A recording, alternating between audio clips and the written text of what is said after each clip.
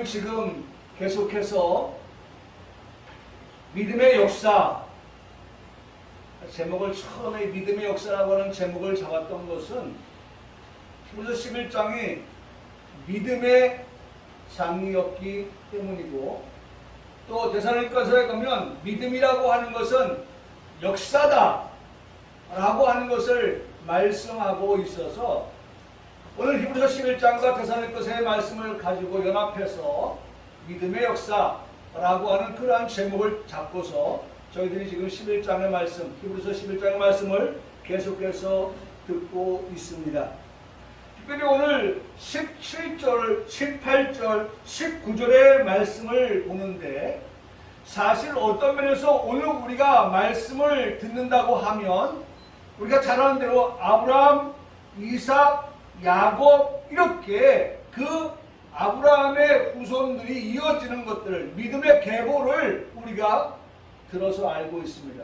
아브라함의 아들 이삭, 야곱, 우리가 이렇게 말씀이 이어지는 것을 볼 수가 있는데, 그렇다고 하면 믿음으로 아브라함에 관한 말씀을 지지난주에 듣고, 특별히 사실은 성경에는 이 여성이라고 하는 그 인물들이 크게 두각되거나 드러나거나 나타나거나 기록되거나 하는 그런 부분이 흔치가 않습니다. 그럼에도 불구하고 오늘 히브리서 11장에서는 한 여인을 등장시키는데, 그게 바로 믿음으로 아브라함 다음으로 믿음으로 사라는 이라는 말씀을 통하여서 지난주에 저희들에게 은혜를 주셨습니다.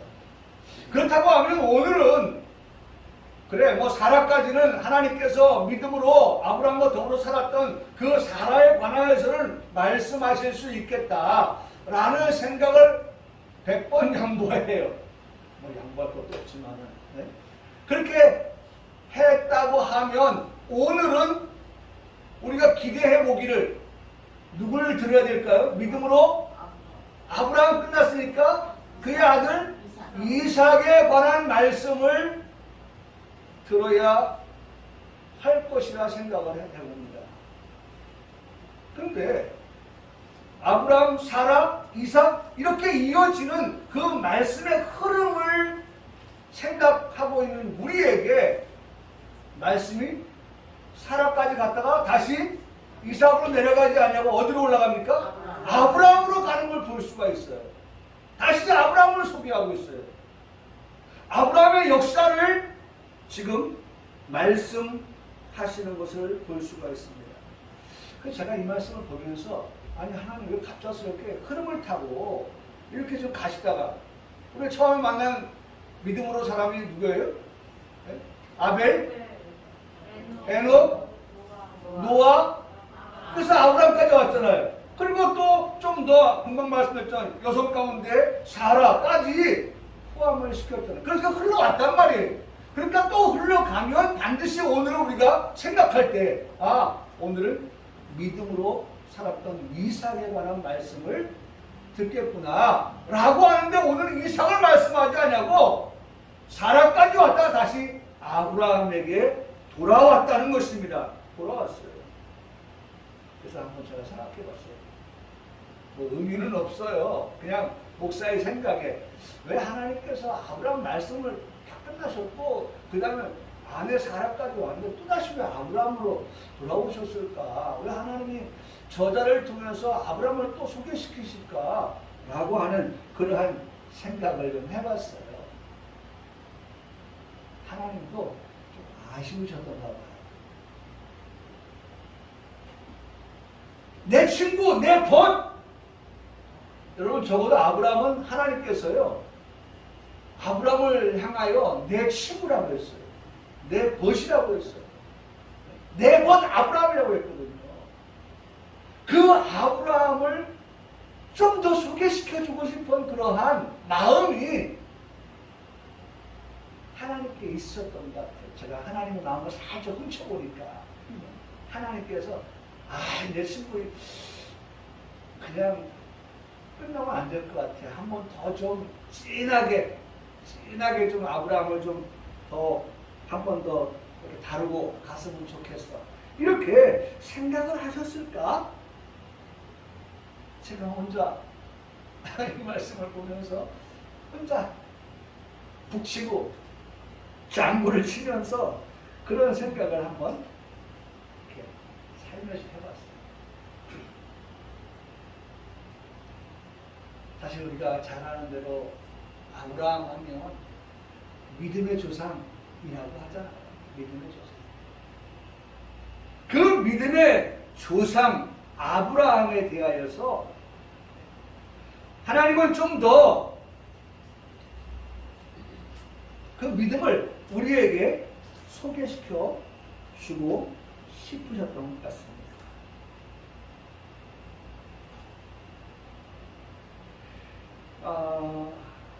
저는 이 아브라함의 또 한 번의 이 소개를 생각하면서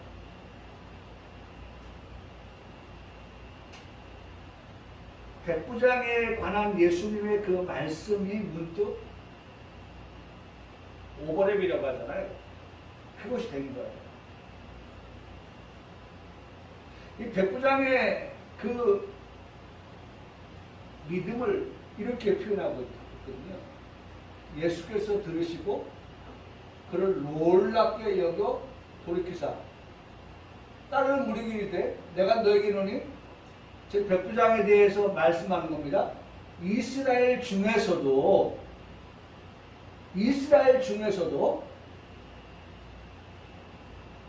이만한 믿음, 다시 말하면 백부장 이방인의 이만한 믿음은 이스라엘 중에서도 만나보지 못했다. 그러니까 이 말씀은 뭐냐면 이방인이 이스라엘 사람들보다도 믿음이 어떻게 더 크다는 거예요. 이만한 믿음. 사실 영어 성경 보니까 like라고 표현하고 있어요. like.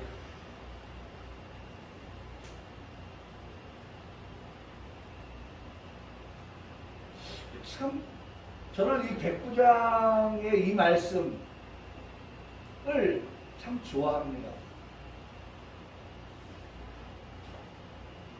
자신의 종을 사랑하고, 직장에서도 마찬가지죠. 나는 상사하고 넌 부하니까 넌 내 말을 따라야 돼 하고 그냥 상하 관계, 나는 명령하는 관계고 너는 복종하는 관계, 이런 것의 어떤 구태성 보다도 지금은 우리가 사는 사회는 상생의 사회라고 하잖아요. 상생의 사회.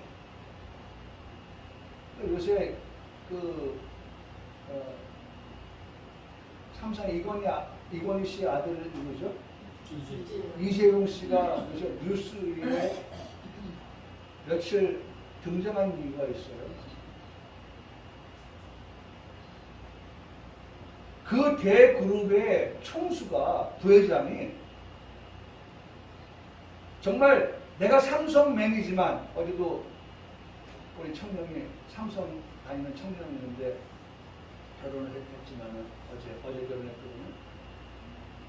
그 부하 직원이 과연 그 부회장, 이재용 부회장을 만난다고 하는 거, 내가 평생 삼성을 다니면서도 만날 수 있을까? 정확하지는 않지만 하늘의 별따기 아니겠나 싶어요. 그런데 그 이재용 부회장이 직원들의 식당에 와서 VIP 대접을 받으면서 식사를 하는 게 아니라 직원들과 똑같이 식판을 들고 줄을 서서 배식을 받았다. 그러니까 우리들의 그것이 뉴스가 된다는 건 우리의 사회가 그런 것들이 이해가 되지 아니한 과거의 사회를 오늘 현실에서 보고 있다라고 하는 것에 뉴스가 되는 거거든요. 지금은요, 우리가 지금 계속 뉴스를 보는 가운데 하나가 노사 문제잖아요. 노사 문제. 사측이 아무리 뭐 많은 돈을 가져간다 뭐 하고 노측이 그것을 좀 나누어 달라 하면서 분쟁이 일어나고 또 파업이 일어나고 하면 며칠 만에 몇 조가 날아가는 거예요. 얼마나 아까운 돈이에요. 일을 하지 못하는 가운데서 공장이 돌아가지 아니한 가운데서 예를 들어서 국내가 아닌 해외에서의 수주를 받은 것 가지고 물건을 만들어서 보내야 되는 그런 상황에서 물건을 못 보내는 것도 문제지만 중요한 건 뭐예요? 신용이 그만큼 떨어진다는 거예요. 돈보다 더 가치가 나가는 게 신용이거든요. 이번에 UAE에서 원전을 수주를 해가지고 지금 우리가 짓게 되어지는데 문재인 대통령 때부터 진행해 왔던 것인데 근데 우리가 그걸 잘 안 해가지고 러시아가 그것을 아마 취급을 하는 것 같아요. 근데 원전에 정말 실력자는 대한민국이거든요. 그러니까 러시아가 우리 대한민국에 하청을 줘서 아마 진행을 하는가 봐요. 근데 뉴스 보도에 따르니까 어떻게 되냐면 그래도 펑펑으로 떨어질 거 아니에요. 우리가 일을 하니까. 그런데 무엇을 바라보고 있냐면 우리가 잃어버렸던 그런 원전 사업의 그 모든 것들을 이제 거기에서 디딤돌로 삼아서 우리나라의 그 원전 기술을, 능력을 이제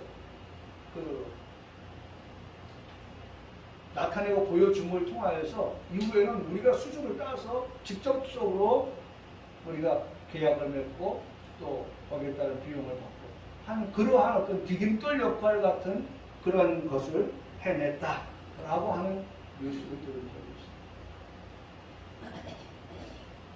제가 왜 이 말씀드립니까? 정말 백부장은 이방인이면서 자신의 그 부하를 백부장이니까 100명의 부하를 거느리는데 종이 병든 것을 생각할 때 마음이 아팠어요. 참 어떤 면에서 예수님의 마음 가운데 하나가 있다면 그것은 자비의 마음이거든요. 자비로운 마음, 인애의 마음, 헤세드의 마음. 오늘 우리 예수님의 마음 우리가 읽을 수 있어야죠. 우리 예수님의 마음은 이런 마음이다. 배워야 되죠. 알아야 되죠. 그리고 우리가 그렇게 살아야 되죠. 그러니까 그러한 백부장이 말합니다. 예수님, 여기서 우리까지 가시는 게 너무 힘드니까 여기서 말씀만 하세요. 그러면 내 하인이, 내 종이 낫겠습니다. 라고 말한 거예요. 그 저는 아까도 우리 요한 목사님이 우리 유창민 청년을 위해서 딸을 위해서 기도하지만 우린 그런 신앙을 가지고 있어야 돼요. 우리가 비록 대한민국과 중국이라고 하는 아빠와 엄마 그리고 자녀와의 그 공간적인 개념에 있어서의 거리 이것이 분명히 존재하지만 그러나 그런 가운데에서도 우리는 하나님께 뭐 할 수 있다? 기도할 수 있다. 기도할 수 있다. 그래서 아침에 눈을 뜨면 하루를 시작하면서 뭐 시차가 뭐 얼마 되겠어요? 중국하고 시차는 1시간. 네, 1시간 정도 되니까. 네. 그러면 그 1시간 아침에 일어나서 딸의 하루를 위해서 하나님께 백부장처럼 기도하는 거죠. 하나님, 여기서 말씀해 주세요. 내 하인이 집에 있는데 여기서 말씀해도 내 집에 있는 하인이 여기서 말씀해도 능력이, 효과가 나타날 것을 저는 믿습니다. 실제로 어떻게 됐어요? 나타났거든요, 그렇게. 역사가 일어났거든요. 백부장이 하나 예수님을 믿었는데 그 믿음이 뭘로 나타났어요? 결과로, 역사로 나타났다는 거예요. 우리가 보는 것도 옛날 같으면 정말 보지도 못하고 전화로만 음성으로만 했지만 이제는 오늘 아침에도 하루를 시작하면서 주일이니까 우리 큰딸한테 또 카톡으로 해가지고 영상으로 해가지고 아침에 잠깐 밥 먹고 밥 먹는 중에 하루 어떻게 시작할지 한번 이 영상으로 하고 만났어요. 아기를 안고 있더라고요. 시적인 것, 공간적인 것, 이런 모든 것들을 우리가 넘어설 수 있는 그러한 것은 기도예요. 기도. 기도할 수 있어요.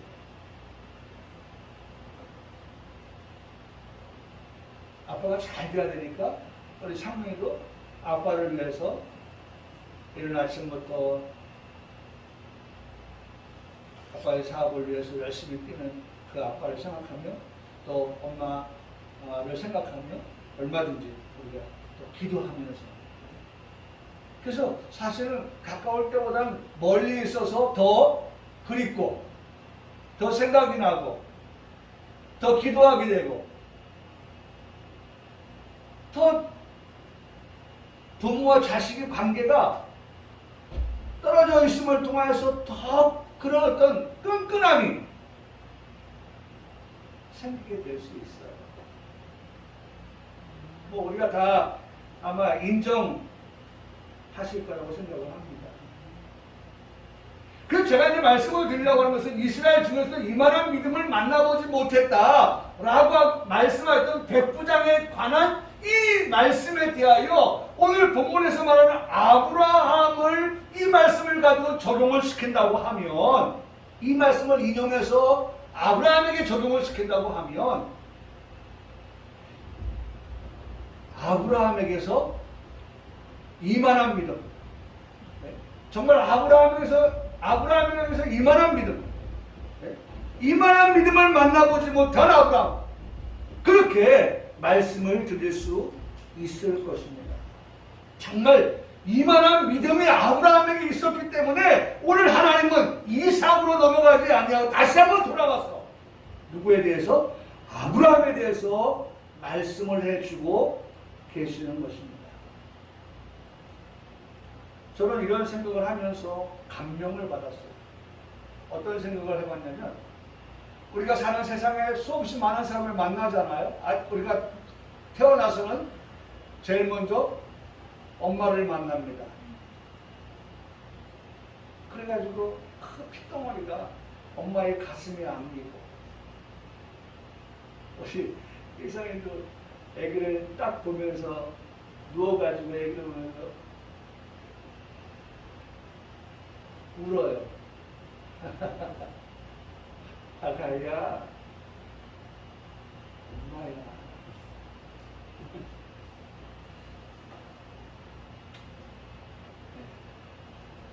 처음 만나는 엄마와 자식, 부모, 형제,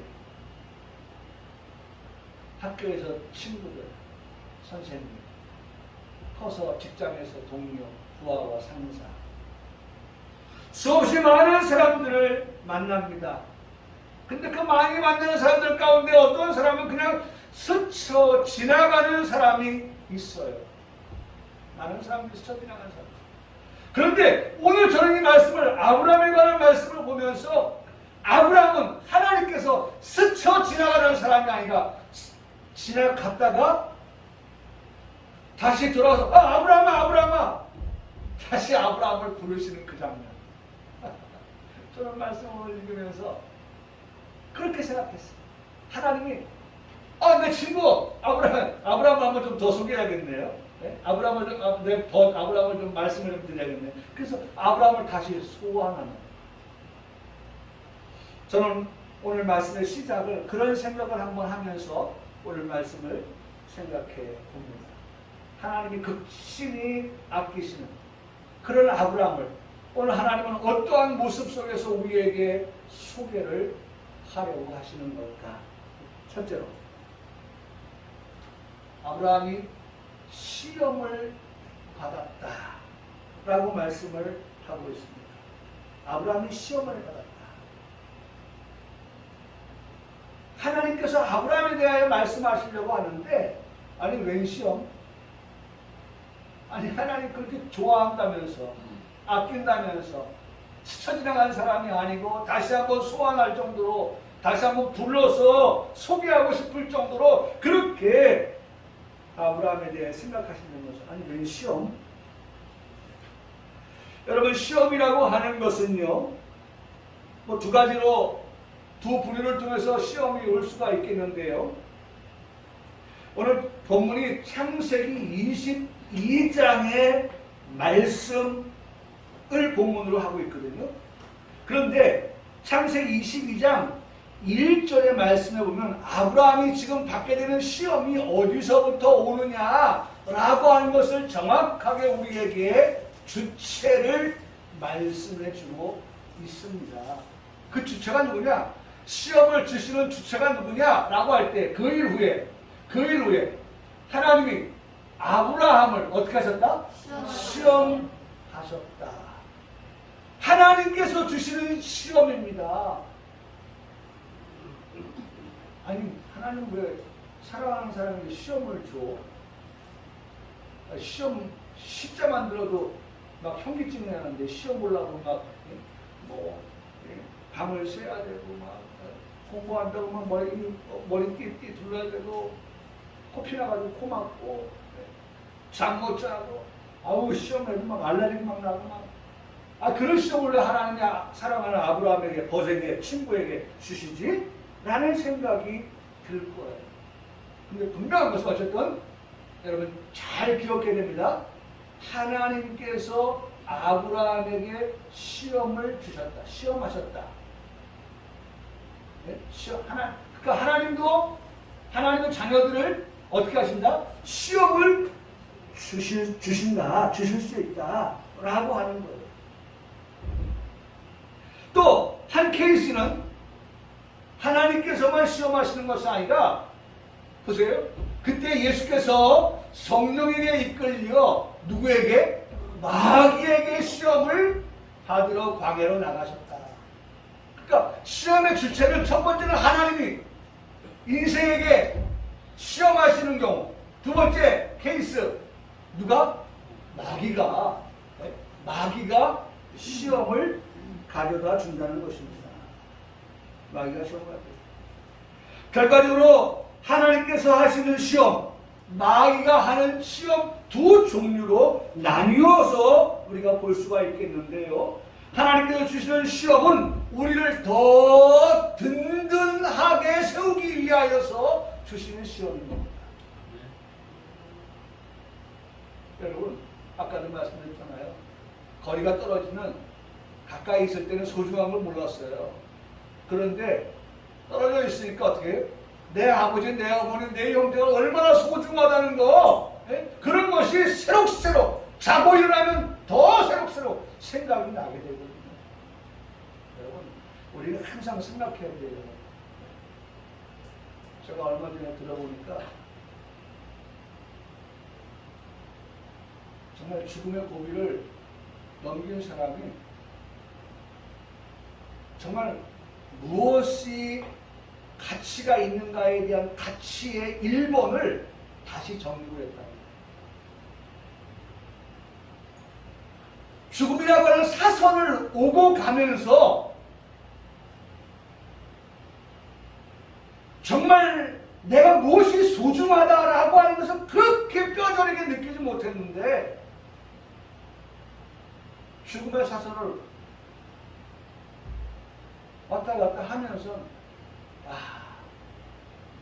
정말 이게 1번이구나. 소중한 것을 깨달았다는 거예요. 가치가 무엇인지를 알았다는 거예요. 어떤 것이라는 걸 알았다. 여러분, 하나님께서도 우리에게 시험하시는데, 아브라함을 시험하셨는데, 아브라함을 하나님이 시험하신 이유, 그 결과는 뭐냐? 과정과 결과에 대해서 말씀하실 때에 아브라함을 더욱더 든든히 세우기 위한 믿음과 소망과 사랑을 더욱더 든든히 하고 확고하게 하기 위한 그러한 유익한 시험. 우리 몸 안에도 세균이 나쁜 거 세균. 우리 몸에서 다 뽑아내야 될 게 세균. 아니죠.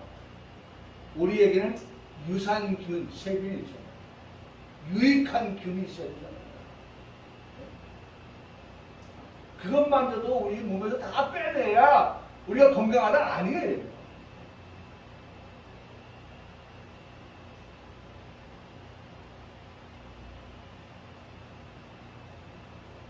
그래서 영어로는 빌드, 빌트, 짓다, 세우다 라는 단어를 사용하는 것입니다.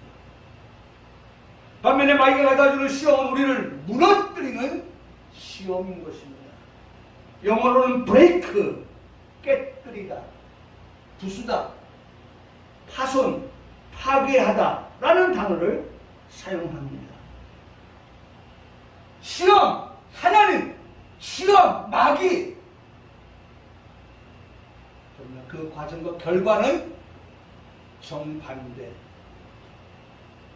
180도 다른 결과에 도달하게 되어진다는 것입니다. 영어에서 빌드, 빌트 하나님이죠. 브레이크 마귀죠.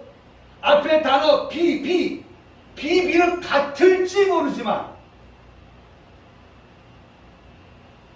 시험이 같고 영어의 비가 같을지 모르지만 그렇지만 그 결과는 정반대의 결과에 도달하게 되는 것을 본다는 것입니다. 그런 관점에서 아브라함의 오늘의 시험은 하나님께서 아브라함을 인정하시고 복 주시기 위한 과정으로 시험하시는 것입니다. 우리가 앞을 내다볼 수 있다면 얼마나 좋을까라는 생각할 때가 많이 있지요. 그러나 히브리서 11장이 이것에 대해서 우리에게 말씀을 해줍니다. 1절에 믿음은 바라는 것들의 실상이요 보이지 않는 것들의 증거니. 역시나 장차 되어질 일에 믿음을 그리고 확신을 말씀하는 것을 우리에게 듣게 하십니다. 창세기 22장의 배경이 바로 그거예요. 하나님께서 아브라함을 부르셨습니다. 아브라함에게 하나님께서 말씀하셨습니다. 평상시에는 듣는 말이 아니에요. 정말로 귀를 의심할 만한 소리. 혹시 하나님께서 착오가 있었나? 착각을 하신 게 아닌가? 그래서 그렇게 말씀하시는 게 아닌가? 라고 되묻고 싶을 정도의 말, 소리. 하나님께서 아브라함에게 하신 그 말을 안 들은 것과 같은, 좀 그렇게 되돌리고 싶은 그러한 소리를 아브라함이 하나님께로부터 듣게 됩니다. 그 내용이 뭡니까? 이거예요. 여호와께서 이러시되 내 아들, 내 사랑하는 독자 이삭을 데리고 모리아 땅을 가서 내가 내게 이르는 한 산으로 거기서 그를 내 아들, 내 사랑하는 독자를 어떻게 해요? 번제물로 드려라. 아, 그러니까 아브라함을 생각했을 거 아닙니까? 하나님 이거 다른 사람한테 말하려고 하시는 걸 저한테 하신 거 착각하신 거 아니에요?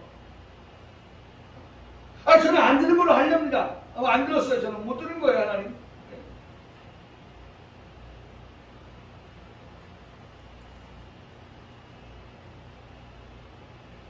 여러분, 만일 이 소리를 나한테 하셨다, 아브라함 대신 나한테 하셨다 라고 한다고 하면 여러분들 스스로도 저는 말씀을 준비하면서 그렇게 한 세 가지 말씀을 생각했다니까요.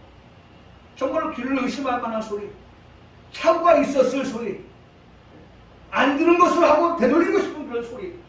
제 마음이, 저에게도 세 딸이 있지만 그 세 딸 가운데 한 사람을 그렇게 하나님이 말씀하신다고 하면 아, 하나님 저 못 듣는 걸 할 거예요. 저한테 말씀하신 거 아니죠? B라고 해, B란 사람한테 C란 사람한테 할 것을 저한테 하신 거 아니죠? 아마 외면하고 싶은 그런 말씀이 아닐 수가 없습니다. 안 되는 것으로 되돌리고 싶은 생각이 드는 그러한 말씀이 아닐 수 없습니다. 아들 이삭을 번제로 드리라고요? 사랑하는 아들 이삭을 번제로 드리라고요? 독자 아닙니까? 하나밖에 없는 아들 아닙니까? 그런데 그 아들을 번제로, 번제 아시죠? 번제. 네? 나무 쌓아놓고 돌단 쌓고 그 위에 나무 올려놓고 그 위에다가 아들 이삭을 지금 불에 태워서 번제로,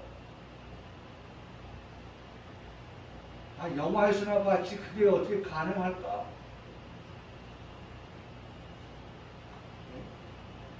아니 뭐 돌아가셔서 우리가 장례를 치러보지만 하는 거지만 살아있는 아들을, 여기 말씀 그대로잖아요. 내 아들.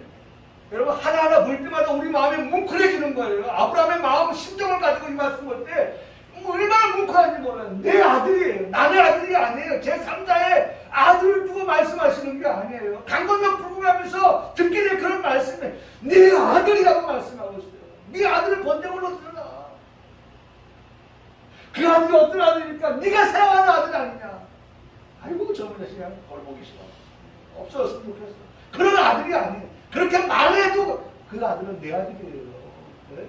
부모가 그렇게 말을 한다 할지라도 그 아들은 내 아들이라니까요. 네?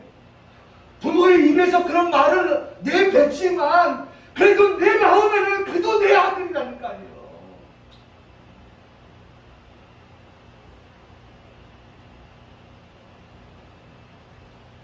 내 사랑하는 아들 아닙니까? 그 아들이 독자 아닙니까? 독자. 하나밖에 없는 독자. 그런 아들을 번제물로 드리라고요? 어떻게 얻은 아들인데요?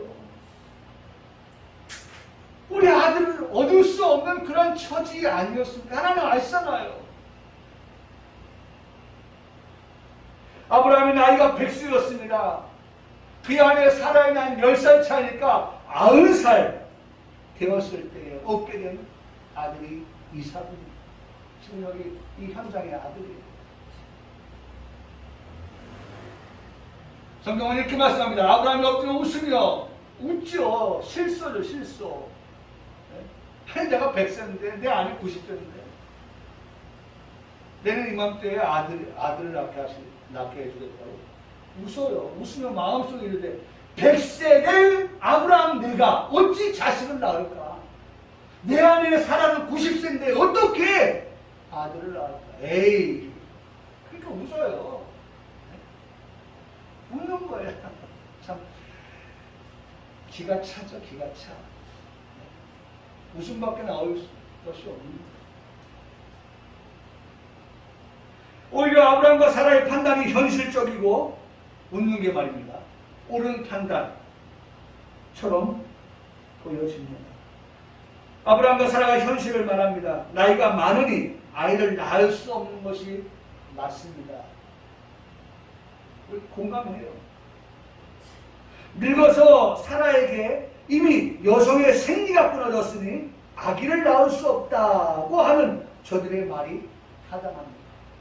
성경 그대로 인용한 겁니다. 그렇게 그들이 말을 합니다. 더 이상 즐거움이 없는 부부에게, 이것도 성경 그대로 따온 겁니다. 이세가 태어난다라고 하는 것은 상상조차 할 수 없는 일이라 부부가 지금 웃고 있는 겁니다. 우리에게 이런 일이 불가능하지. 지금 아브라함과 사라는 자신들의 환경을 현실적으로 그대로 말하고 있는 거예요. 인생의 초월적인 존재가 되지 못하니 그렇게밖에 말을 할 수밖에 없는 게 당연한 이치라고 생각되어집니다. 여러분, 인생은 그래요. 그렇게 말할 수밖에 없는 게 맞아요. 그런데 아브라함에게 그렇게 말씀하지 않지만 제 귀에는 이런 하나님의 음성이 들려요. 그건 너희 부부 생각이지. 그건 너희 부부의 경험을 가지고 말하는 정도지. 이제 내 말을 잘 들어라 라고 하나님께서 아브라함에게 그의 아내에게 말씀하십니다. 그 말씀이 이겁니다. 이 말씀을 들어야 돼요. 우리도 이 말씀을 들어야 돼요. 아브라함에게 하셨던 그 말씀이 오늘 우리에게도 들려주신 하나님의 음성으로 말씀으로 듣게 되는데 그래요. 그들의 경험으로는 불가능합니다. 그들의 생각으로는 전혀 불가능합니다. 근데 하나님께서 그렇게 말씀하실 때 하나님 뻥치시네. 그런 하나님 아니시거든요. 우리 지금 지난주 계속해서 배울 때 하나님은 어떤 하나님이다? 신실하신 하나님. 거짓이 없으신 하나님. 대상이 확실히 믿을 만한 그러한 하나님. 할렐루야. 여러분 이 시간도 여기 있는 목사가 하나님의 말씀으로 선포할 때에 목사님 뻥치시는 강단에서 여러분 그런 은혜 안 되는 거예요. 지금 목사님을 통해서 하나님의 말씀이 신실한 하나님의 말씀이 믿을 만한 하나님의 말씀이 확실한 하나님의 말씀이 우리에게 지금 선포되어지고 있다 라고 들을 때에 그 사람에게 은혜가 임하는 것입니다. 다른 것 없어요. 목사를 보는 게 아니라 목사 입에서 나오는 말씀이 하나님의 말씀이라고 우리가 받을 때 그때 그 사람에게 은혜가 임하고 그때 그 사람에게 역사가 임하고 뭐라고 말씀하십니까? 여호와께 능하지 못한 일이 있겠느냐? 이 말이 뭐예요? 여호와가 아닌 너가 생각하는 건 그래 능하지 못하지 안 되지. 어떻게 100세와 90세 부부가 아기를 낳을 수 없지. 네 말이 틀리다고 내가 말하는 게 아니야. 그러나 아기를 낳게 하신다고 하셨던 그 하나님은 능하지 못한 일이 없으신 분이야 라고 말씀해 주고 계시다. 여러분 이 말씀을 안 믿어져도 하나님 무조건 믿겠습니다. 무조건 믿겠습니다. 여러분 십자가 지는 거 누가 좋아하겠어요? 그런데 십자가 억지로라도 지고 가니까 누가? 네? 누가 억지로 지고 가요? 구레네 시몬이 네? 억지로 지고 가니까 하나님께서 그 아들, 그 가정에, 그 자녀에게 하나님께서 복을 주셨어요. 복을 주셔요. 어떨 때는 이 힘들고 고통스러운 이 십자가 증거하는 것을 오히려 외면하고 싶어요. 그런데도 지금까지 하나님께서 그에게, 그의 자녀에게, 후손들에게 복을 주시더라는 거예요. 여러분 보세요. 능하지 못한 일이 있겠냐라고 말씀하십니다. 그러면서 여기 마가복음 9장 23절에 말씀하십니다. 예수께서 이르시되 할 수 있거든이 무슨 말이냐? 믿는 자에게는 능히 하지 못할 일이 없다. 능히 하신다. 그러니까 중요한 건 어떤 역사가 일어나요? 믿음 역사가 일어나면 믿는 자가 되라고 말씀합니다. 할렐루야. 믿지 못하는 자가 되지 말고 믿는 자가 될 때에 그들에게 뭐가 일어난다? 믿음의 역사가 일어난다. 여러분 우리가 결과를 알고 있지만 아브라함이 사라가 아기 낳았어요. 그 이름이 이삭이에요. 됐잖아요. 역사가 일어났잖아요. 어떻게? 믿는 자에게 능치 못함이 없다. 네? 마태복음 19장 20절에 예수께서 그들을 보시며 이르시되 사람으로는 할 수 없지만 하나님으로는 다 하실 수 있느니라. 부분적으로 하실 수 있는 하나님이 아니라 다라고 하는 것을 범주를 집어넣었어요. 범위를 집어넣었어요. 하나님은 다 하실 수 있어. 하나님은 이건 할 수 있고 이건 못 하시고, 그런 하나님이 아니라 하나님은 전능하신 하나님이다. 전능하신 하나님. 다 하실 수 있는 하나님이다 라고 말씀을 해주고 계시다는 것입니다. 생각해보면 아브라함의 가정에 자식이 없었습니다. 그런데 하나님께서 말씀하신 대로 사라를 돌보셨어요. 성경 그대로 표현입니다. 돌보셨어요. 하나님께서 말씀하신 대로 사라에게 행하셨어요. 창세기 21장 1절에 그 결과 사라가 임신하게 되었다고 성경은 말씀하고 있습니다. 놀라운 일이 사라의 몸에서 시작된 것입니다. 마침내 말씀하신 시기가 되었을 때에 곧 노년의 때에 아브라함에게 아들을 낳게 하셨습니다. 그게 창세기 21장 2절의 말씀입니다. 얼마나 기뻤을까? 얼마나 행복했을까? 정말 실망의 삶이 희망의 삶으로 바뀌는 그러한 아브라함의 가정입니다. 그런데 오늘 그 아들을 번제물로 드리라고 하는 것입니다. 마치 막장 드라마를 보는 것 같은 그러한 장면을 보고 있는 것입니다.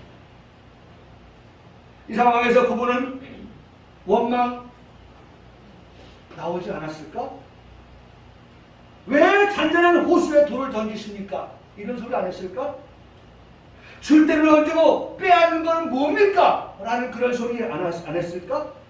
원망스럽습니다 라는 그런 말 안 했을까?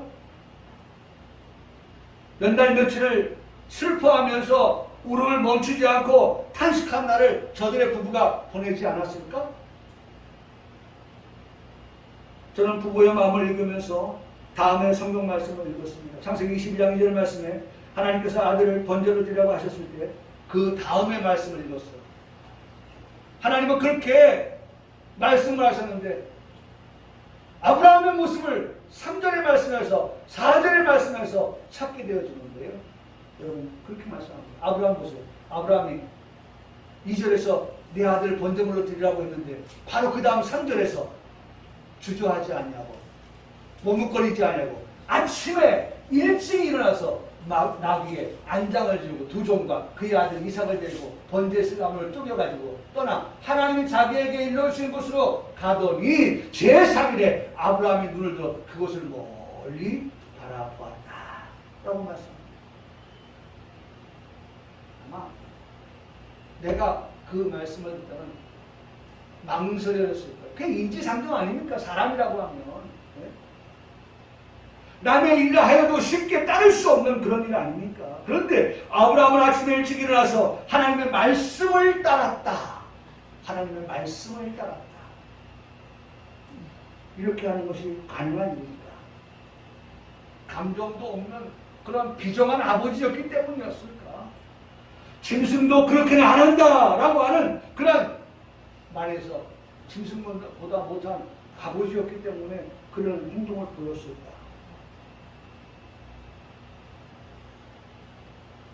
그러나 아브라함에게는 뜻이 있었습니다. 무슨 계획이 있었어요. 담대하게 그런 결정을 내리고 실천에 옮길 수 있었던 그러한 뜻이, 계획이 다 있었어요. 창세기 22장 5절은 거기에 대한 답을 우리에게 말씀해 줍니다. 그래서 여러분 히브리서 11장 1절에 믿음은 바라는 것들의 실상이고 보이지 않는 것들의 친구라고 하는 그 말씀이 아브라함을 통하여서 증명되어지는 것은 바로 그런 하나님의 말씀을 듣고 그 다음날 아브라함이 떠날 수 있었던 것은 바로 11장 2절에 하나님 말씀 듣고 3절 4절에 아브라함이 떠날 수 있었던 것은 그 다음에 5절의 결과를 보았다.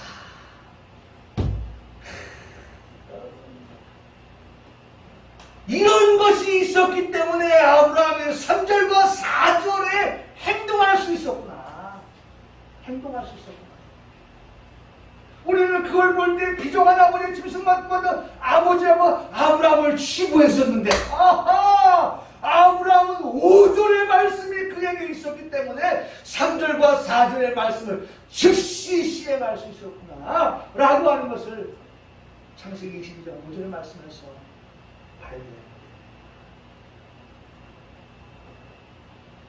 뭐라고 말씀합니까? 네?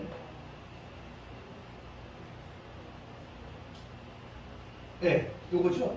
이 아브라함이 종들에게 이르되 너희는 나와 함께 여기 있어라. 기다려라. 내가 아이와 함께 저기 가겠다. 예배하러 간다. 여러분, 오늘 우리 아이와 함께 예배하는 그러한 가정, 예배라고 했어요. 구약성경에. 저희 가서 예배하겠다. 누구와? 아이와 함께 가서 예배하겠다. 그 다음 말씀 보세요. 하나님이 지금 번제를 드린다는 말씀을 하는 거예요. 예배는 아들 이삭을 번제로 드리겠다고는 그런 정말 가슴이 철렁 내려앉는 아버지의 그 마음을 가지고 하나님 말씀을 순종하여 지금 가는 그 모습이에요. 그런데 이게 가는 모습이거든요. 그 다음 말씀, 우리가 너희에게로 돌아오리라. 근데 여러분, 이 말씀을 감흥 없이 들으면 안 돼요. 말씀을 깊게 들어야 돼요. 자, 종들 두고 지금 가는 것은 누가 갑니까? 아버지 아브라함과 아들 이삭이 나무 짐을 지고서 지금 가고 있죠. 번제로 제 예배하러 가고 있죠. 그러면 번제로 드렸어요. 그러면 돌아올 때는 누구만 돌아옵니까? 아브라함만 돌아야 돼요. 혼자 돌아오는 거예요. 근데 성경은 아브라함이 뭐라고 말합니까? 우리가. 그렇다면 지금 두 사람만 갔는데 우리가 생각할 때 번제를 드렸으니 아브라함만 혼자 돌아온다 라는 생각을 하고 있는데, 아브라함은 지금 뭐라고 대답하고 있다고요?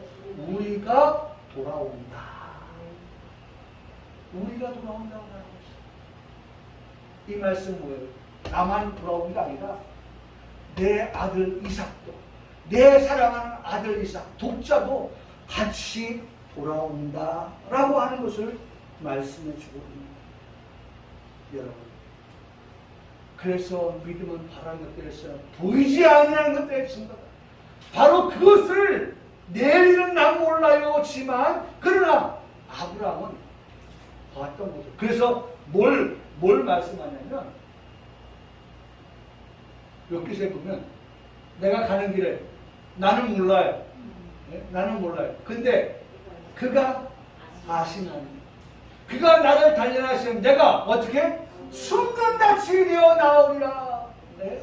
하나님이 나를 이렇게 시험하시는데 그 시험에 내가 합격하게 된다고 하면 하나님께서 나를 정령같이 단련하시는데 순금으로 나를 하나님께서 인정해. 여러분, 순금이 혼합되어 준 것보다 얼마나 비싸겠어요. 그렇죠, 세이사님?